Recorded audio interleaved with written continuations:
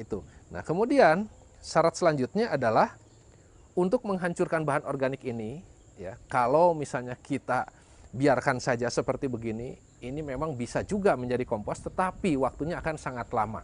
Oleh sebab itu, ya, untuk membuat kompos ini kita perlu meminta bantuan mol. Jadi kita gunakan mol, ya, untuk mempercepat proses pelapukannya. Nah, bagaimana cara membuat kompos yang baik dan benar? Intinya ada beberapa model, ada beberapa cara, ya. Bapak Ibu boleh saja misalnya menumpukan jerami seperti begini, kemudian siram dengan mol, itu bisa jadi kompos.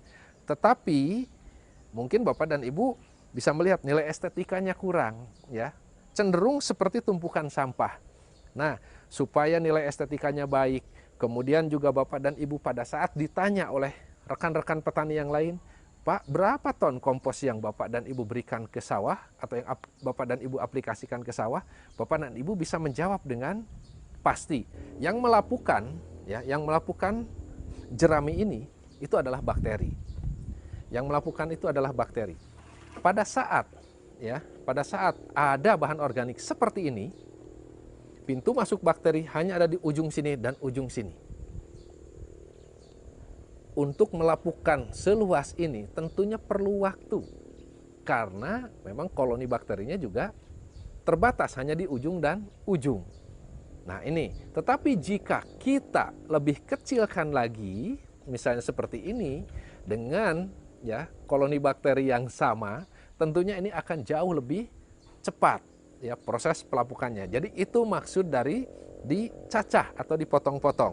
Nah baik, ini kami cacah, ya, jerami yang kami punya ini kami sudah cacah dengan mesin pencacah, ya, mesin chopper, ya, mesin chopper, dan kemudian kita akan segera proses. Pak Heru, kita masukkan dulu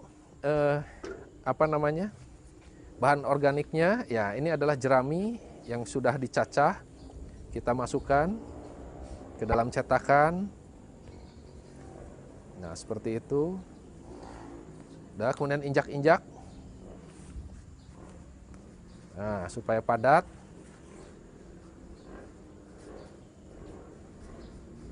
Nah, setelah diinjak, ya, Bapak Ibu, setelah diinjak dan kemudian ketinggiannya atau ketebalannya antara 20 sampai 50 cm, kita siram dengan mol, ya.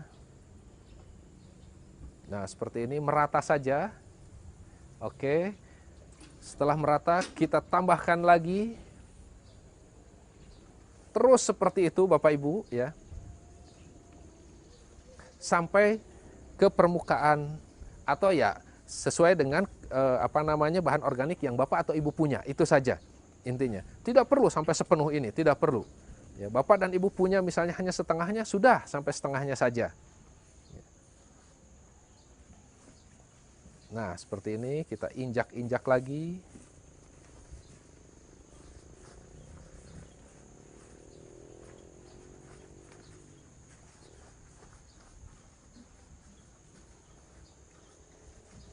Oke, setelah diinjak-injak seperti begini, kita siram lagi dengan mol, ya, untuk yang terakhir kalinya. Nah.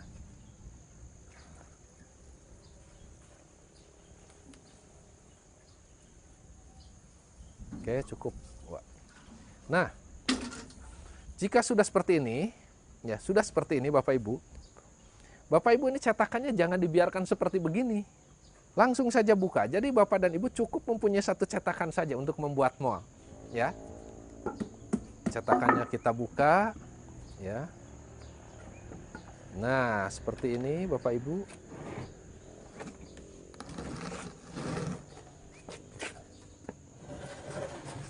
Stop. Oke, tutup. Nah, seperti ini hasilnya Bapak Ibu. Seperti inilah hasilnya, ya. Ini kompos yang sudah siap proses. Proses pengomposan di sini adalah 30 hari. Ya, prosesnya 30 hari. Nah, jika ketinggian dari bahan organik yang kita komposkan itu kurang dari 1 meter, Bapak Ibu, ini bambu untuk sirkulasi udara boleh kita cabut seperti ini. Ya, boleh kita cabut karena lubang yang di sini cukup untuk sirkulasi udara. Pada saat nanti terjadi panas, terjadi gas di dalam, gas dan panas akan keluar, setelah selesai keluar oksigen akan masuk menggantikan. Nah, seperti itu terus, ya. Ini selama 30 hari dibiarkan seperti ini saja. Pemeliharaannya adalah seminggu sekali kita coba lihat terlalu kering atau tidak. Kalau misalnya terlalu kering, kita ciprati saja. Boleh dengan air, yang terbaik adalah dengan menggunakan mol kembali untuk mencipratinya. Nah, itu Bapak Ibu ya. Nah, seperti inilah ya kompos yang kami coba tawarkan, kami coba perkenalkan kepada Bapak dan Ibu. Nah, ini Bapak Ibu, dengan kita mempunyai kompos tercetak seperti begini, artinya pada saat Bapak dan Ibu ditanya berapa aplikasi kompos ke lahan, Bapak Ibu sudah bisa memperkirakan satu cetakan ini berapa kilo. Ya, dengan menghitung tadi luas dari cetakan kompos tersebut. Ini Bapak Ibu. Jadi kalau misalnya seperti volume dari cetakan yang kami punya, ini adalah di kisaran antara, kalau bahan bakunya itu adalah dari jerami, ini biasanya 150 sampai 200 kilo kami bisa dapat. Artinya kalau untuk masuk 1 ton ke sawah cukup 4 sampai 5 kotak saja. Dan ini bisa Bapak dan Ibu aplikasikan di sawah masing-masing. Tidak perlu dibawa ke rumah, tidak perlu dibawa ke satu tempat yang khusus untuk membuat kompos. Cukup pada saat Bapak dan Ibu panen, jerami sudah diatur sedemikian rupa di pojok sawah. Pada saat setelah merontokkan, sebagian orang ada yang mulai mencacah jerami tersebut, atau kita hancurkan dengan menggunakan mesin chopper. Nah, di situ juga, saat itu juga kita bisa langsung membuat kompos dengan menggunakan metode cetakan seperti ini. Dan ini kami namakan, ini adalah kompos wafer. Ya, kita harus paham ciri-ciri kompos jadi. Ciri-ciri kompos jadi, yang pertama temperaturnya dingin, temperatur kamar atau suhu ruang. Yang kedua berubah bentuk. Yang ketiga tidak berbau. Yang keempat berubah warna. Maksudnya berubah warna itu begini. Contoh jerami. Jerami itu warnanya adalah kuning.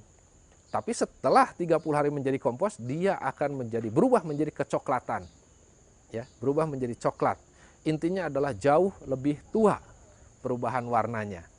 Nah, seperti itu Bapak Ibu. Kemudian ya, untuk untuk kandungan air Bapak Ibu, jika memang kita memproduksi kompos ini untuk dijual kembali, ya, itu ada syarat dari kementerian bahwa kandungan air tidak boleh lebih dari 20%. Ya. Nah, seperti apa kandungan air tidak boleh lebih dari 20%? Kalau misalnya kita punya alat, ya bisa kita ukur dengan alat ukur tersebut. Tetapi kalau tidak punya alat, cukup kompos yang sudah jadi, kita remas saja seperti begini. Kemudian kalau dibuka, dia remah kembali, pecah kembali, itu artinya kurang dari 20%. Nah, seperti itu Bapak Ibu.